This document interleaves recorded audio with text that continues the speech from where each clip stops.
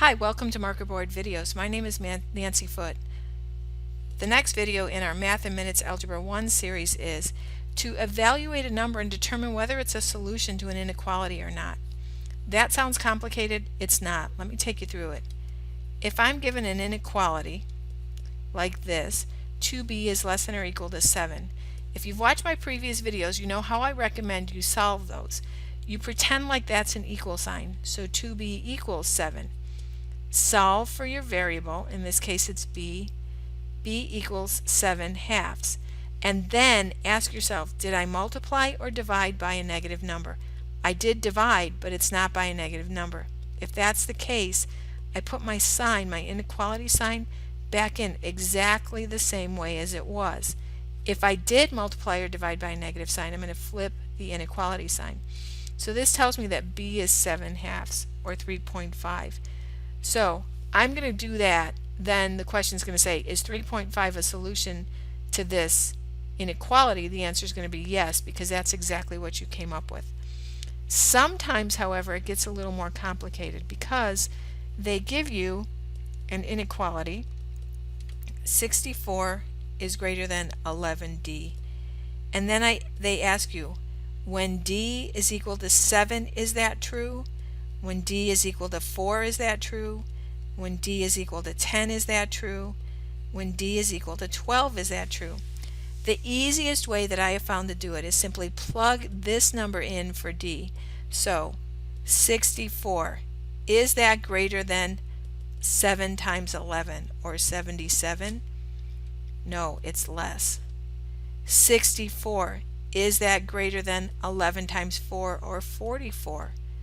Yes, it is.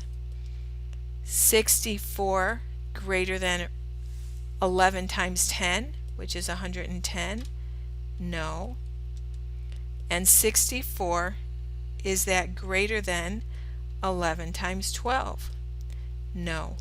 So you see, the only one in this case that was true was d equals 4. Let's do one more of those. As I said, these problems aren't very difficult. They're not even very lengthy. They just require you to kind of take it step by step. If you're not used to writing everything down, I suggest you get in the habit of doing that. Write it all down. It's going to make life so much easier for you. So we're going to do it again, only this time we want to know if this is true when f equals 3, when f equals 6, and when f equals 1. So 49 greater than or equal to 138 divided by 3. Well, if you take 138 and divide it by 3, you'll find that 138 divided by 3 is 46. Is 49 greater than 46? Yes, it is. How about the next one? 49 greater than or equal to, I'm going to erase this so I have some room. 49 greater than or equal to 138 divided by 6. Everywhere there's an F, I'm going to put in 6. 138 divided by 6 is 28. Is 28 smaller than 49? It certainly is, so that one's also true. And the last one we wanted, 49, is that greater than or equal to 138 divided by 1? Well, that one we don't even need a calculator for. 138 divided by 1 is 138.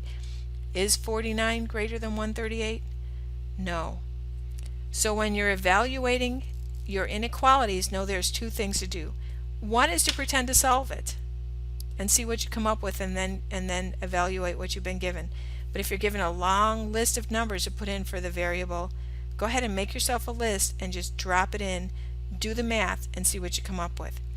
If you have any other questions about evaluating variables with inequalities, please either send me an email or just put a comment down in the comment section below and I'll get back to you.